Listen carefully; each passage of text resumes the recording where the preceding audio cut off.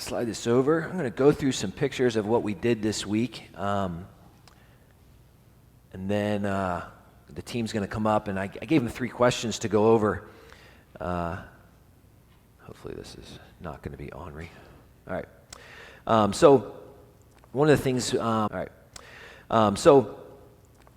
and some of us have T-shirts on this morning. Mission 2535 in the DR has 4 pillars that they focus on. The first one's water. Second one is education. Third is food sustainability, and fourth is dignified healthcare. And so they're trying to really build on those aspects of their ministry of what they feel like the Lord is calling them to do.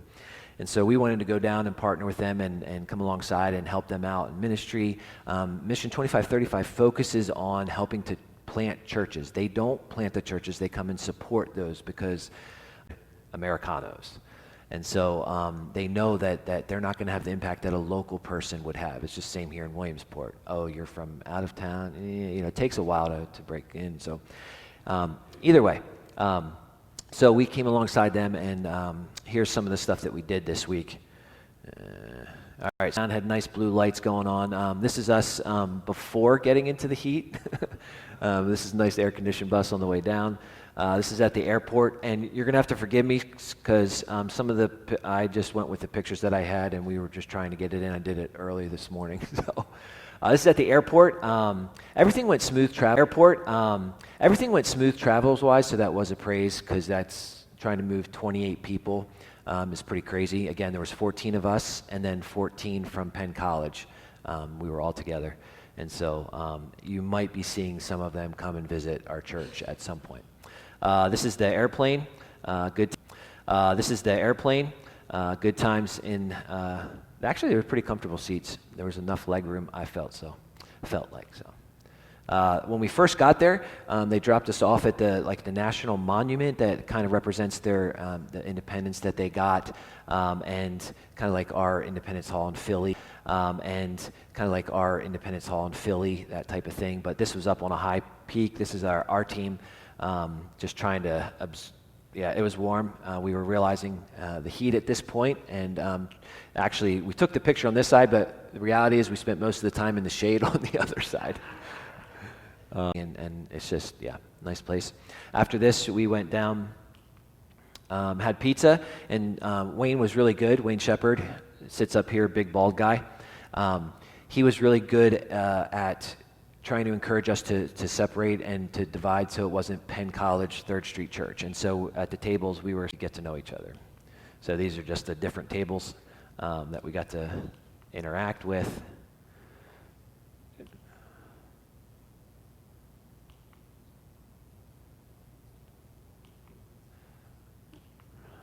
All right, and then this is the one van we took the van. Again, we're all smiling. You don't see a whole lot of sweat on us at this point. And we're on our way to Mission 2535, to the actual compound, as it were. This is the compound that they built. This is a huge blessing. Before, they would have groups. So I went 5 years ago, and then you had to drive every day, like 45 minutes to the compound where they do the work and stuff. So the fact that they built these houses here, there's another one over here. It makes it's a huge blessing. So the guys were in this one here, and then the girls were in this blue one over here, and then the college students were in the other one. So this is us doing over here, and then the college students were in the other one. So this is us doing the worship service. John is a local pastor, and his wife, she led worship. And then that's the back of John's head, Romano, who Rick Romano is handing it off to his son during that transition. So this is where we ate our food. You can see the tables back here.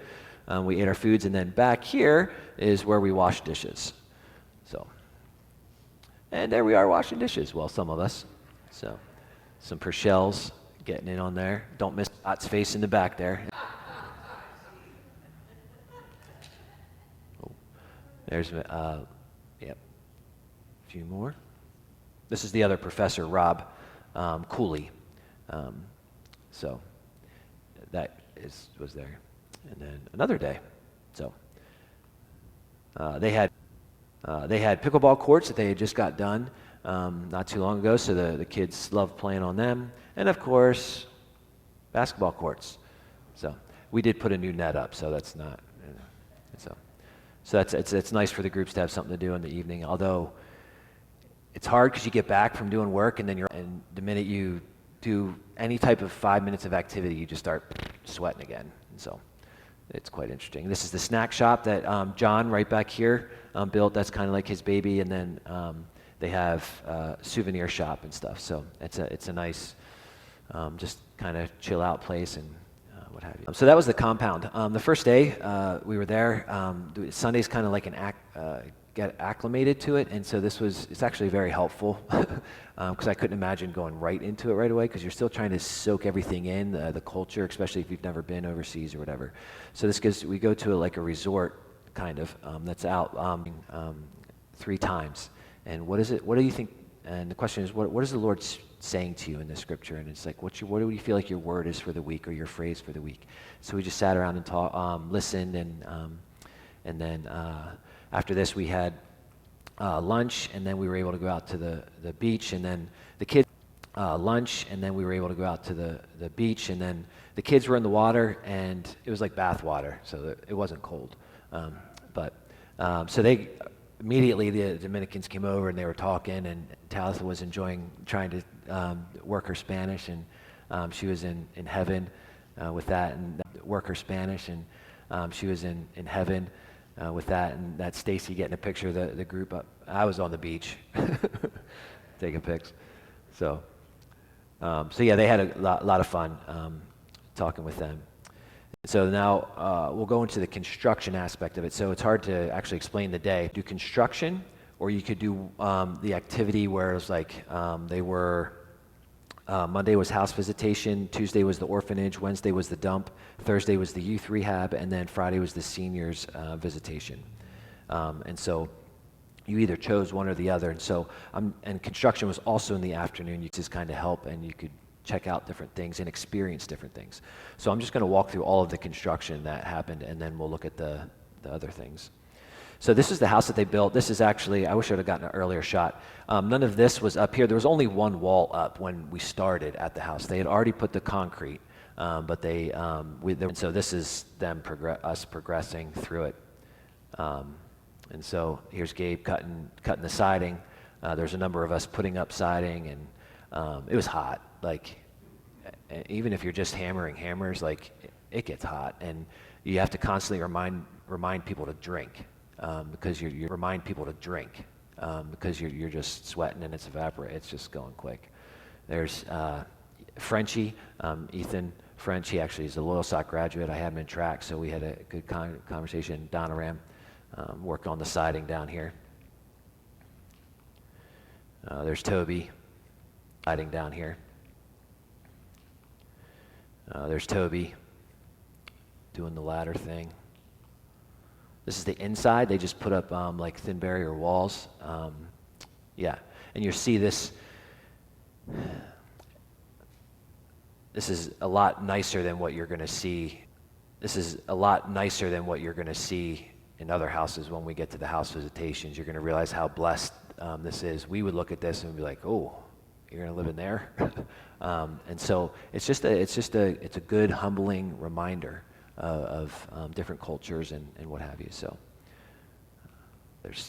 now you can see we didn't put the roof on. That was them. They do that because if you saw what they were doing and how they were getting up and down, it was not. I mean, some of the stuff we were doing was sketchy, but it was not OSHA certified. Let's put it that way.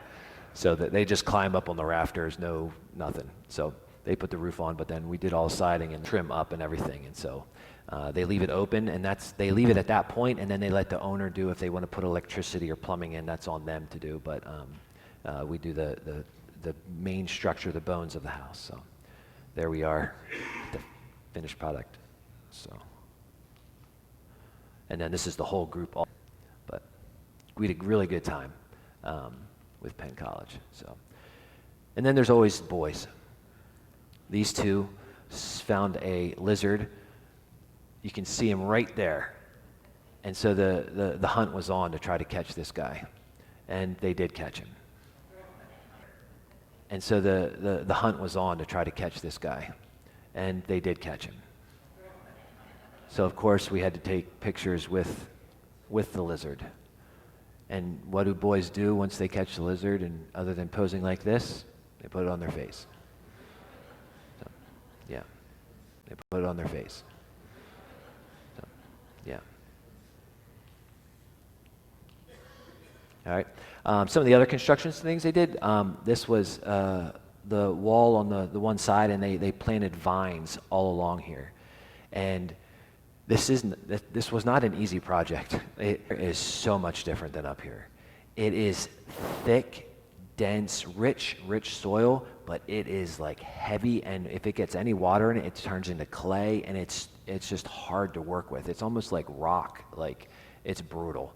It is really brutal. So you had to use a pickaxe to even just break down, and it was a lot of work to try to get. And so they're going to have vines here that are going to grow up and just kind of make like a nice green visual. This is in the memorial garden. Stacy's putting down. You're working on the. Well, you can explain that, but the planters for, was that the palm tree or the flowers? Rose bushes. Okay.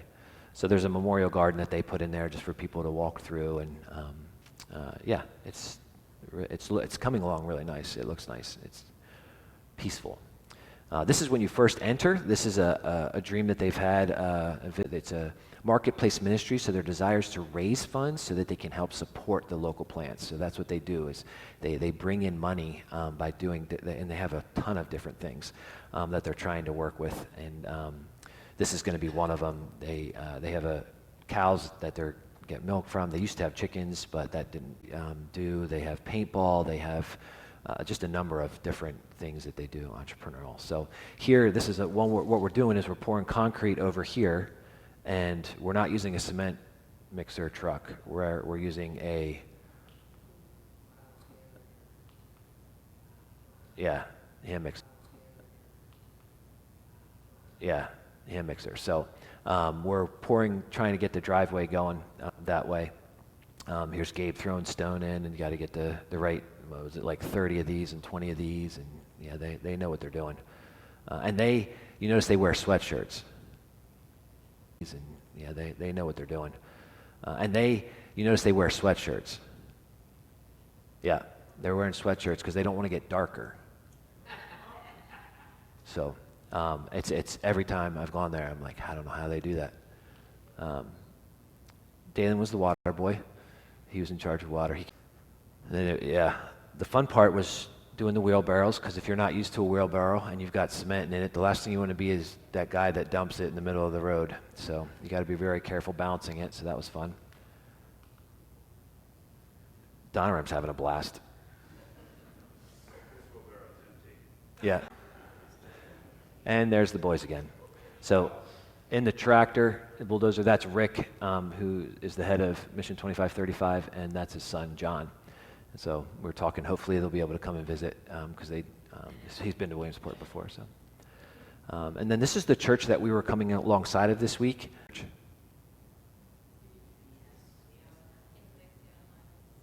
Yeah, it's the Church of the Alliance, but I remember, it's usually named by the name of the town. So like for us, it would be like Williamsport Church of the Alliance, because they're part of Christian and Missionary Alliance. So that's the Alliance. So that's the fourfold, that's their symbol up there. So this is us getting ready to go to the house visitation, and I apologize because, again, I was part of one house visitation. We broke up into two groups, and so I have pictures kind of from ours, but I didn't get any from the other one yet at this point. But Scott might be able to share those next week because he was on that other one yet at this point. But Scott might be able to share those next week because he was on that team. This is us walking to the house. Just even walking to the house and walking down the streets when we were driving there, it's just very humbling when you see the homes that people are living in. The homes that people are living in. This is the first lady that we got to share. One of us would share a testimony, and then one of us would pray, and then we were presenting them with a bag of food. And so the pastor here, Pastor and I, that's the local church that we were coming alongside of. He was part of our group, and the those local people, that they would, some were believers and some weren't, but to just be able to share the gospel and continue to encourage and help him develop relationships. This is the second house. It's a really sweet lady.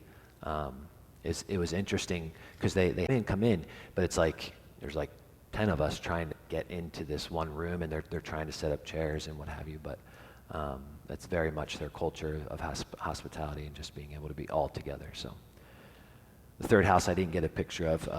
The boy was half naked, and I think he was naked when we actually got there, but she had him put under. I don't know if it was a single mom or not. I did not hear that part, but she had accepted Christ in that time. So this was the third house. The fourth house I didn't get pictures of. So yeah. This is the final house we were at. This is the final house we were at. This is the other pastor's wife, Violetta, that's it, Violetta. So this lady was really sweet. She was all like, Violetta, that's it, Violetta. So this lady was really sweet. She was all like, hallelujah, Jesus. Like, yeah, she was excited. So those were the house visits.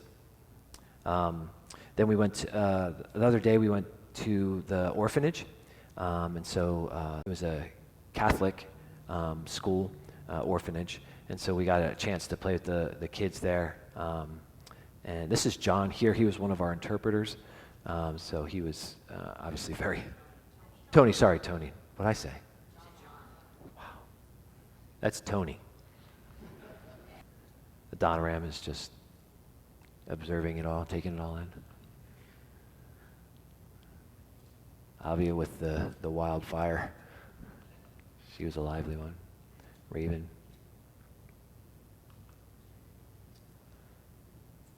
They like their balloon animals.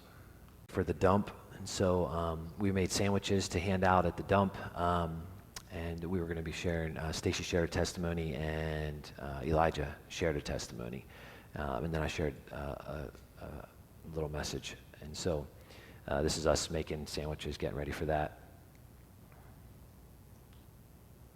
These are all the workers here that go out and pick through the trash looking for anything that's recyclable that the government will give them money for. And so the guy would just whistle, and they all knew to come in. And and this Stacy's sharing her testimony. I took this picture because I noticed while we were sharing our testimonies and stuff, a trash truck came in and dumped. And I noticed that the people lost attention of what was going on, and they were looking to see where the truck was going and what have you. And the minute we handed out sandwiches, these three ladies took off for that pile, because I'm assuming they get paid by the piece and how much they pull in. So if you get a new trash truck, there's got to be a lot of good pickings in there. And so they immediately went over there. So it's very, again, another humbling. So they immediately went over there. So it's very, again, another humbling experience of just life and just survival. We couldn't take pictures at the boys' rehab, but I was able to take this picture of a spider we found. I had to put my hand in the picture to kind of give you an idea that the tarantula was decent sized. Toby wanted nothing to do with it. There was a lot of as people would go up to look, a lot of scaring people and stuff like that. So the boys' rehab was good. It was neat to hear the testimonies of the boys. God was in their rehab. This is us in the bus. I don't know where we're going. We're dressed up. Oh, this is going to the carnival. The carnival was for those with disabilities, special needs. And so this is the group here, and the kids, snow cones. They had a blast. We were singing songs together, playing basketball with a trash can and a popcorn bag. This is the whole group of us all together. So.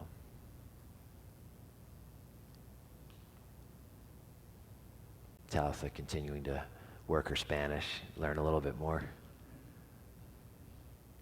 It was very useful. It was very helpful. That's my buddy Jonathan. We hung out. And then this is VBS, and so this is out. And then this is VBS, and so this is, again, Tony, who was interpreting. Avia and Tyler, and correct me if I'm wrong, because I wasn't there for the VBS. I was doing construction, but they were doing a story, and then Tony. They were doing a story, and then Tony would interpret what they were doing. So, then those are all the kids. Again, it was the church we went to on the one night. This is the church where they were doing the VBS. Again, trying to keep it all at one church to encourage the pastor there. It's a small little room, almost like the Brotherhood room there, maybe a little bit smaller, and a lot hotter. So, again, just more VBS pics.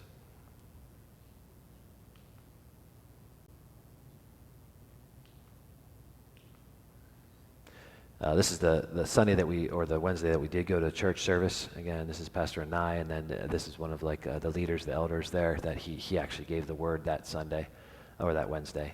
And so this is, he's interpreting because he knew English. Video of worship, so if you want to hear their worship, it's a lot different than ours, I'm just going to tell you.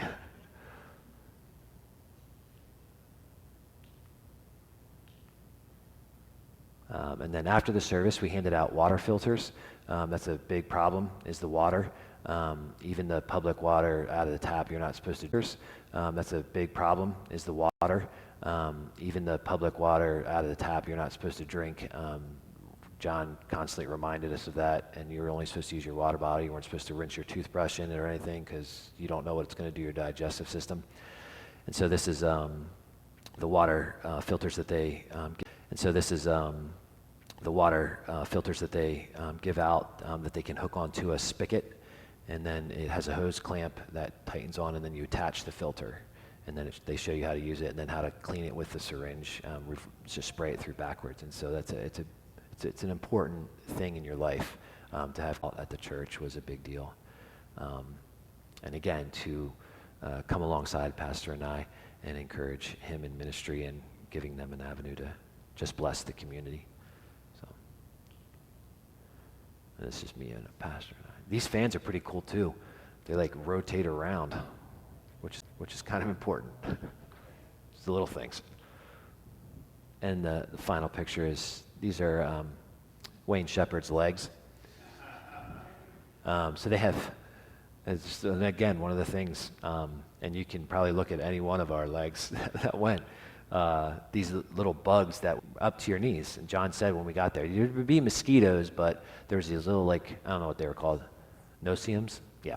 And they would just get you. And you didn't really feel it until afterwards when you had a bite. And so his legs looked like a constellation. You could dot them and stuff. So, but that's just some of the trips again of what we did. We also did the senior house, which we weren't allowed to take pictures at.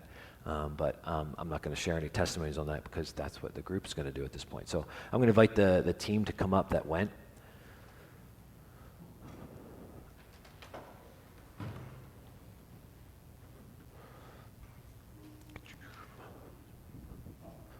I gave them 3 questions to look at. Barb, do you still have the microphone, or is it in the back? You got it? It's in the back, okay. I gave them 3 questions to look at and to be prepared to give a testimony for. And so we'll go one question at a time. And there might be, they don't know what each is going to share, so if it's a duplicate, it's totally okay. It's your answer too. All right, so know what each is going to share, so if it's a duplicate, it's totally okay. It's your answer too. All right, so I gotta make sure it's turned on. Okay, so the first question that we asked was, tell us a story that you'll never forget from the trip. What's an experience that you had that you're never going to forget from the trip? Okay, So, sorry. So one of the things that was just a reminder to me, it wasn't quite like a never forget story, but my husband and I know a lot of missionaries. His sister's a missionary. We have friends who are missionaries. His parents were on the mission field. And I know that they give up a lot to do that, but sometimes you just forget. So you kind of think, oh, you're on the mission field, you get to share the gospel, you're living in a foreign country, how exciting. And so I was just reminded of the sacrifice that one makes. So John, Rick, and Tammy's son, I mean, they have 4 kiddos, but John was just sharing one evening about how when they went to the Dominican, I think, Talda, did you say he was around 17 when he went? He said, so they've got, when he went, he said, so they've got, mom, dad, 4 kids, and they can take 12 suitcases. That's 2 per person. So this is a family. Think about your own home, your furniture, your special stuffed animal, your, all the things that you really love, and just leaving that all behind. So that was just a reminder that they really did leave everything behind to follow the Lord. So anyway, I already knew that, but it was just good to be reminded that that mission work is a sacrifice. I wrote down something, but I think God's telling me to share something else, so I'll try my best. So we went to the visitations, and we made sandwiches for them too. While they went to the dump, we went to the hospital. And so it's not a hospital that typically looks like ours. Like, I walked in thinking, like, we're gonna have air conditioning and it's gonna be great. And we did in part of it, but then as we went lower in the hospital,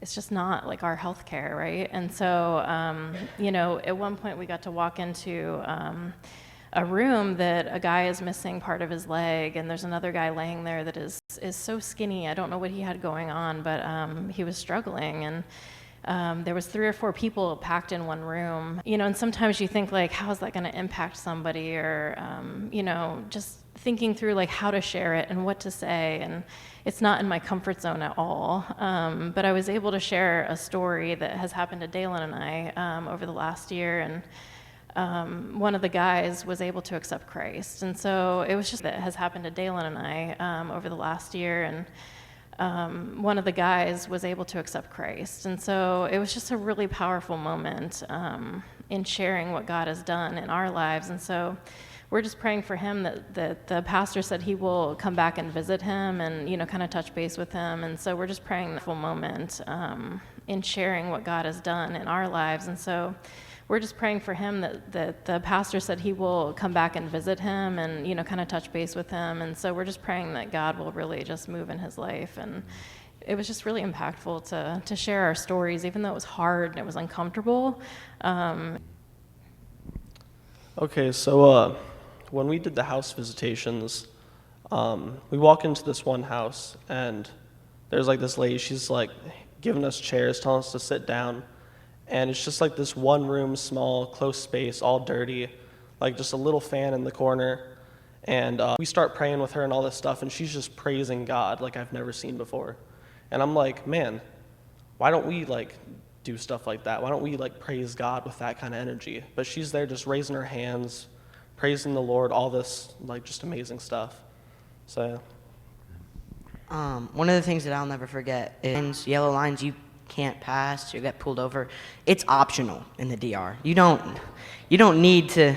I mean, I sat in the front.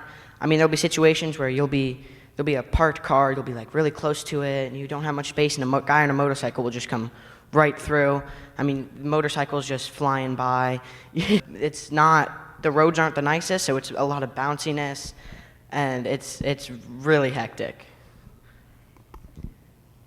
One thing that I will never forget, one experience, was at the orphanage. It was so cool. There was like so many kids, It was so cool. There was like so many kids. And we sat down for lessons, and I sat next to this one girl, and then this one girl, she was a ball of energy, and she picked me to sit with. And so she sat on my lap. I don't think I have ever not listened to a story in my entire life. She did a lot. I tried to like make it into a game, like she would try to get out of my lap and I would try to get her back in because she was everywhere. She tried to bite me a couple times too. But she didn't bite me, so that was good. But her name was, I forget. It started with a T. I always thought it was Talitha. I kept wanting to say Talitha, but it was like, no, Talia or something. I don't know. But it was like something along the lines of Talitha, so I will never forget her. One really neat story was a pastor who was helping us with different things, Pastor John, but not Rick's son John, a different John. He told us his testimony, and that was that when he was like 12, he got really sick, and he had like an out-of-body experience. He died, and he saw his body from above, and then his spirit went back into his body, and there were his 4 uncles at the corners of the bed who were just praying for him to be brought back. And I was like, that was crazy to me. I was like, what? Like, there was this one lady that we visited during house visitation, and she had stage 4 cancer. I don't know what cancer. And before that, then the church had invited her to come, and she was like, I'm not going to come. So, but she had stage 4 cancer. I'll just go. I don't care. I'm going to lose my life anyways. And so she went, and she accepted Jesus, and she was healed, and she's still living, and she seems completely okay. So that was really cool. You can hold it. We'll start down there. So that was really cool. You can hold it. We'll start down there. So what was the next question we asked was what was one thing that was hard about the trip? One thing that was hard about the trip. I think the hardest thing for me was doing outside labor for a long period of time. Usually I only do it for about an hour, but this was like 3 hours, and halfway through you're just sweating and you're dirty and you're like, I just want to go home and take a cold shower. But you can't, and you have to keep going. So I'm going to second the motion on that. I did construction or landscaping for one morning, and I was like, this is awful. But it was a really good experience. I have more respect for the college students now. The hardest thing for me was water, because you're not supposed to drink the water like in like the bathroom spigot or like in the shower. You can't get it in your mouth. There was like, you can't rinse your toothbrush or anything. I did need a new toothbrush because I did rinse mine out, but that was the hardest thing. And the toilet paper. You can't put the toilet paper in the toilet. There was a lot of reaching into the toilet to put the toilet paper in the toilet. There was a lot of reaching into the toilet to grab toilet paper out. It was disgusting. It's nasty. So that was the hardest part.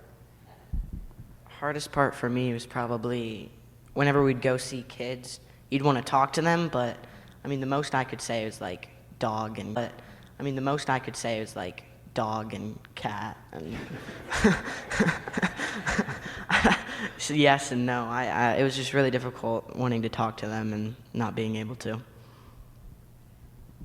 The hardest part for me probably was doing construction, because I did it every day, and then there were 2 days I was doing construction, because I did it every day, and then there were 2 days where I did it both times during the day. And the hardest part was cement. So as you saw in the picture, I had to carry water. Well, when you have to carry 2 buckets of water, put it into the cement mixer, and then run back, refill, go get it, it's a whole thing. Okay, so for me, it was hot. It was hot all the time, but that's not my main thing, but it was hot. But coming into the trip, I was already coming in kind of tired. just the hustle of the last couple of weeks, like trying to get things done. I need to use Google Translate, so I was stuck with like, hola, ¿cómo estás? And then once they said how they were, I was like, I got nothing. Like, I didn't know how to communicate. But so I think for me, it was like staying engaged. Like, I was coming in tired and just praying that God would fill me to be able to serve and to give, but throughout the days, you're hot, you're tired, you're mentally, physically tired, sometimes emotionally tired. Like, leaving the orphanage was hard, you know, like seeing those kids. But as you go out and do these things, it was easy. We could turn our air conditioning on at 5 o'clock, and so it would have been easy to go and take a cold shower and just lay on my bed and just check out, right? Or like in the van, like, you know, we're constantly traveling from thing to thing. And so you might have 45-minute drive. We've only gone maybe 15, 20 miles, but it takes us 45 minutes because of the travel, and you're tired. And so what do you see God doing? Like, you're trying to ask intentional conversations when you can, or instead of going and hiding in the air conditioning at 5 o'clock, like trying to interact with the college kids or play pickleball or trying to do those things to be intentional. And then being intentional with God. Like, I tried to journal while I was there. He would, again, restore me and fill me as I'm serving and giving out. And he truly did that. And then coming home, it's, you know, being intentional to share my stories and have those conversations and look for those opportunities with my clients, you know, in my neighborhood, with my family, just to share God. Just to share God. So I figured we had a lot of similar hard things, so I changed the question to something that I was really grateful for. And I was really grateful for our translator, Tony. He did a really good job. You know, it is not easy, really good job. You know, it is not easy to translate from one language to another. And I knew enough Spanish, too, to recognize that he was getting a good summary. Like, it wasn't a word-for-word translation of what the person was doing.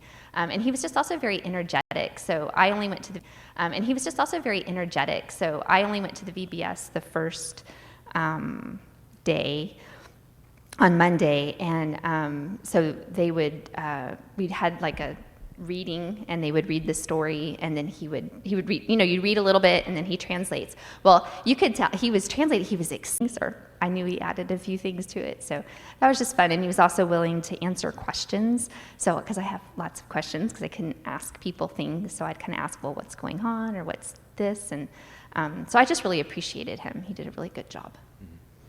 He did. What did God teach? I had a hard time with this question, and I think he just kind of was reconfirming something he's been kind of just speaking to me about leadership or leading. I haven't done a lot of leading, so I forget how, you know, I don't really know how hard it is, but this year I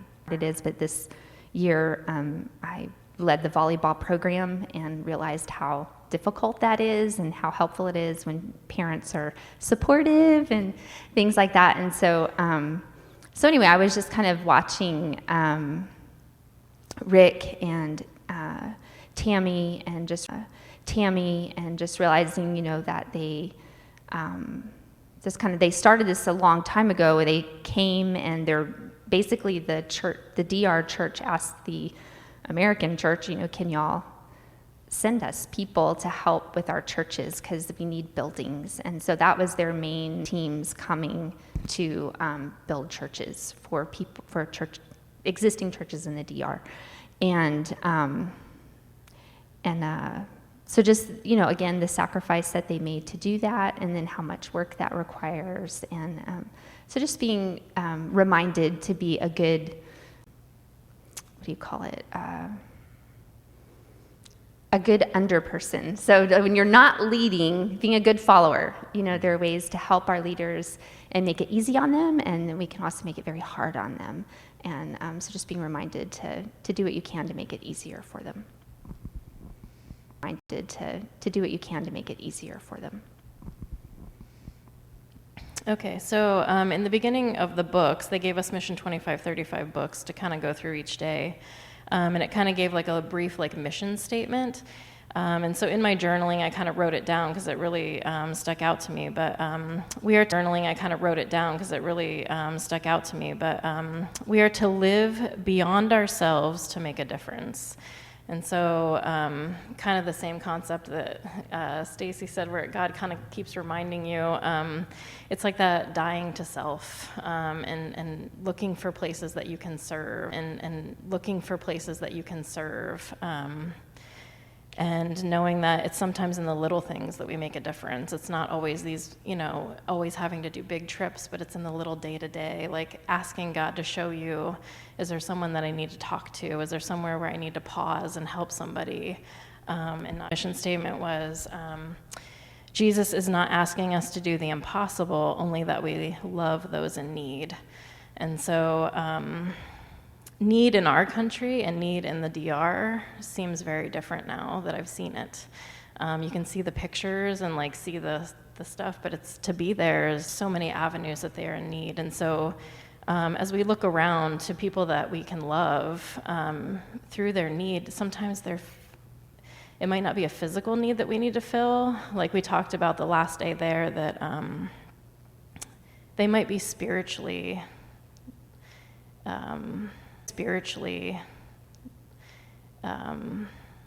in need, like they don't know Christ. And so they might have all the things that they physically need, but spiritually they're in poverty. And so just remembering that. So as we walk through mission-minded in our communities and our families, to be looking with eyes wide open, they said, to any need. And sometimes it's not the physical, and to really remember that it's the spiritual need of them knowing about Christ, and how do we share our stories, and how do we have opportunity to get together with them, just to connect with them. So Open up the journals, and we would do a Bible meditation. And I don't remember if it was the first or second time we did it, but I remember I was like about one verse in, and 3 words stuck out to me: in His glory. So these past couple months, I've been trying to figure out to like share the gospel with people, how like to do things for God and all this. And then just looking at that, I'm like, I just need to do everything for Him. We just need to do everything for God. I would say that for me, probably,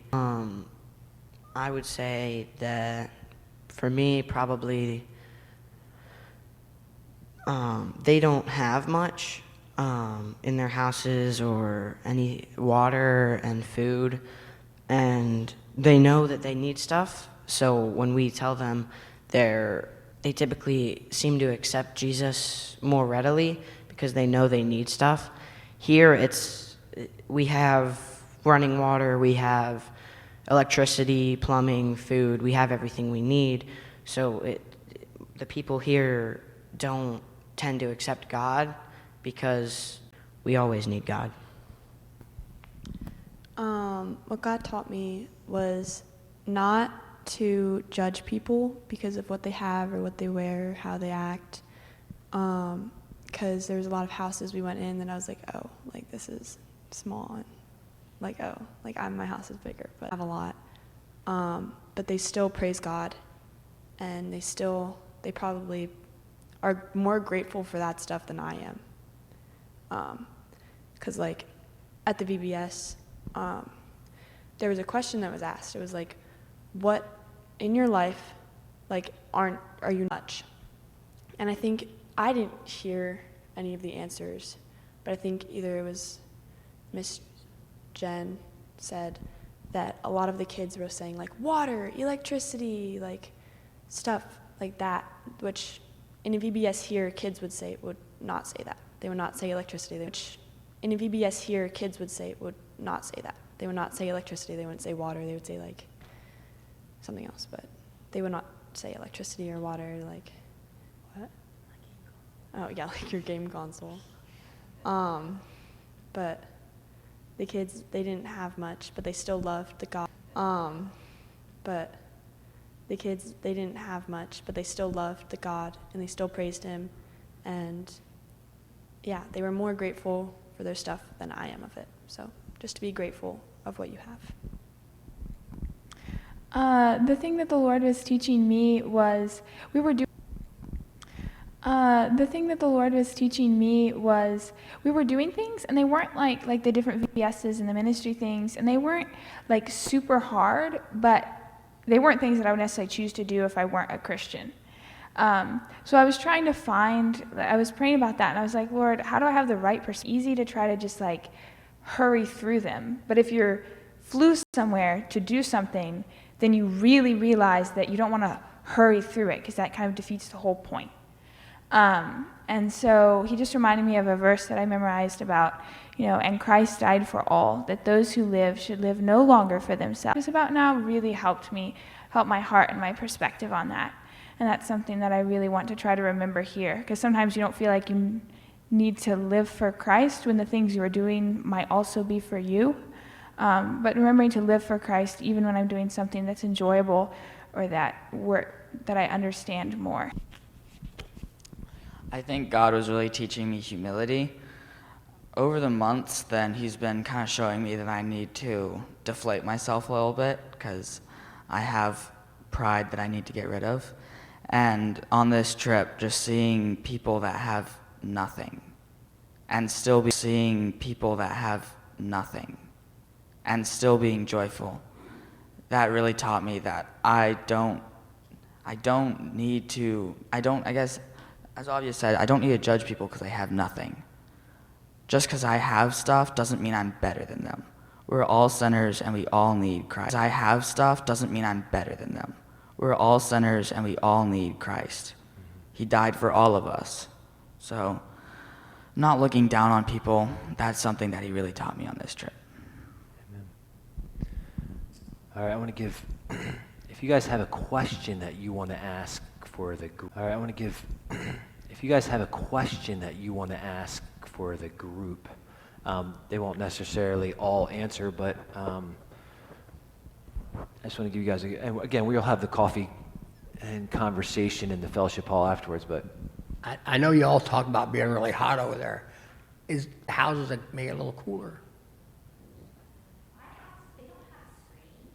And I asked about that, and they said no screens. So I'm assuming that insulation, they're just saying that they don't They, have it. Or Okay. you don't, yeah, you don't put, if you don't have AC, and most of them don't have, yeah, like, I'm trying to even think. Like, yeah, so there's no AC, so you wouldn't want to insulate because you wouldn't want to keep the heat in. No. No. You gotta, like, so they talked about, like, in the room and stay in the room because you could turn on the AC at 5 o'clock. But if you, like, literally, even if you were in your AC, like, you'd get out of the shower and you would instantaneously just feel your body was right on the verge of sweating, sticky, like, it was constant. Like, you just couldn't avoid it. Like, it would, because it's just the humidity and yeah. Yeah, how often, I mean, are there different groups that follow up, or is there an amount, a span of time that, okay, another group's coming down, another group's coming down in like 3 weeks or a month or something like that? Stacy here. Sorry. I know right now they have that, it's kind of different, but right now in the summertime they have a lot of people come, so it's 10 weeks back to back. So basically they drop a back to back. So basically they drop a group off on Saturday and they pick up a group on Saturday, and they'll do that for the next 10 weeks. But then throughout the year they might have, after that 10-week stretch, then they'll have a little break, and then they might have 1 or 2 groups. And so the rest of the year it's kind of a couple and then a break. And they did of the year it's kind of a couple and then a break. And they did say that they have December off, so they don't schedule anything during December so that they can go visit family and have some downtime. And I think, is it April or May is another month. So they have 2 months out of the year that they kind of block out for no team. We literally saw the group get off the plane that we were going to be taking off in. They got off, they were all in pink shirts, and they were walking through there was glass between us because they were coming in, and we were holding up the stickers that said M2535, and we were knocking, and they're like, oh, yeah, So they were coming in literally as we were leaving. So it's like turnover. So Steve is full of questions. I know it's hot there, but in December, what's the temperature there? Same temperature? I would say Google it. You gotta talk in the mic so it goes through. There was an intern there who was there in January, and she said it was still mid 80s.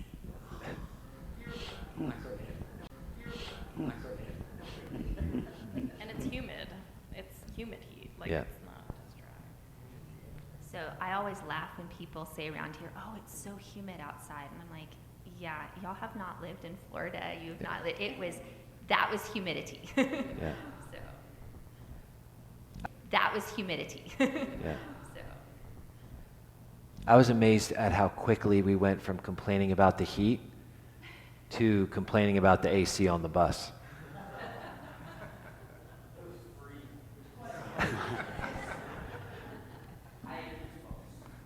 Commends the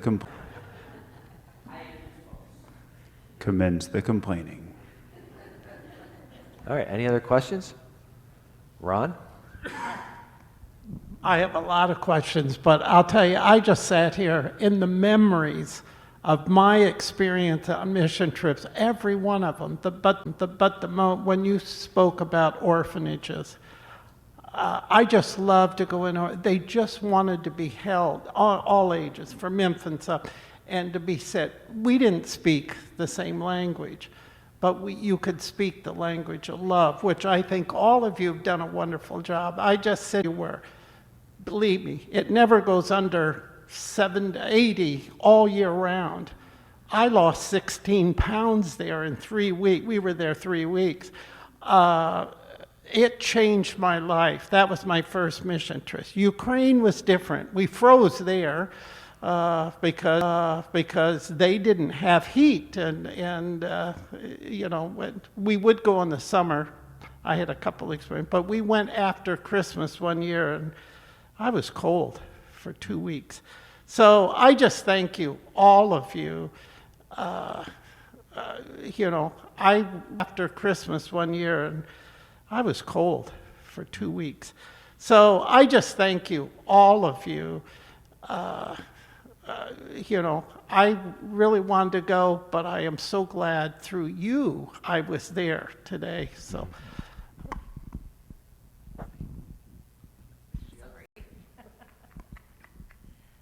I'm concerned about the water situation. Do they ever have groups come over and try to clean their water so that they... John will. His son will drink the water out of the tap, but Rick, the dad, still does not. He just drinks the water that they bring in. But the reality is most of them, it's whether or not they have a water source, like a spigot type thing to go get water from. And in the cities, it's more readily available, but out in the sticks, it's not as readily available, and so they are drinking out of the creeks and stuff like that. Just that's not necessarily good. But that's not just a Dominican thing. That word we're talking around the world. So again, one of those things that we take for granted. I challenge you to go, when you get to your house, count all the water sources you have of places that you can drink water from, and think about the houses here. I don't even know the house that we went in, but not all of them had water like in them. It's just different. And even though they were used to the water, when they did the water filtration experiment, or to show it, they did say that there was still like a 4% like death rate every year from like the bacteria in the water and like making them sick. Yeah. They might still be used to it overall. Like it still can cause. There's still illness. And that's why it was so, just to see their faces when they were getting the water filters after we explained it. The one lady hugged me 3 times. And I'm like, I would love to say this is my idea and like this was all me, but like I'll take your hugs. But I'm like, this is, Mission 2535 meeting their need, and it was just really really cool to be part of that experience. Yeah.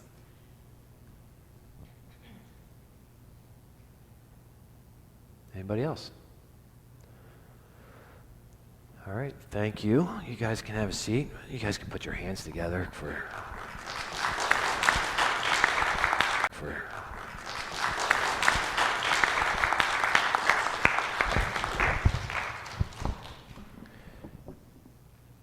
the highlight for me that I will definitely walk away with and kind of excited to see what will continue on from it is didn't know how that was going to work out, and I was excited for it. And when we did that first meeting at Experiencing Missions and we got to talk and then got to interact, it was super exciting to kind of see what the potential was there, knowing that some of them are believers and some of them aren't believers.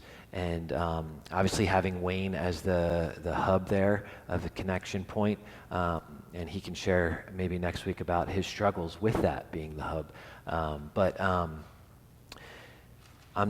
We just had a really good time connecting. There was moments when it was kind of birds of a feather flock together. We do it even within this church. And birds of a feather flock together. We do it even within this church to a certain extent. The kids all go out and they start playing basketball and what have you. And we know each other based on different things. But there was a lot of interacting. There was a lot of conversing, playing basketball together, or playing pickleball, or conversing, playing basketball together, or playing pickleball, or and working together, doing ministry together. And you could see the change in these students, and this is why Wayne was excited for us to come along with this time around, was because the first day we did worship with in the picture it was the local lady, pastor's wife. They were just kind of sitting there, some of them are believers, so they would sing, but there was other ones that were just kind of like looking at the words. The Tuesday night, I led worship, and you could see a couple of them. Jess and Scott led worship, and they were giving requests. They were wanting to sing songs of students that I wasn't expecting even to give a request, and then we'd sing them, and they were all singing. Like they were all, they might not know the tunes, but you could see them trying and stuff. And so it was just neat to see them kind of in interaction. And so there's a lot of, I would encourage you as you pray and continue to pray for Mission 2535 and what's going on over there, continue to pray for these college students and Rob and Wayne, the two professors, because I'd love to see, and I think we'll see them coming in. I'd love to see, and I think we'll see them coming in and sitting in these pews because we just had a really good time and connected relationally with them. So that was definitely a highlight for me. So, Heavenly Father, we thank you for this morning. We thank you for your presence. We thank you, Holy Spirit, for your presence. We thank you, Holy Spirit, how you lead and guide and direct.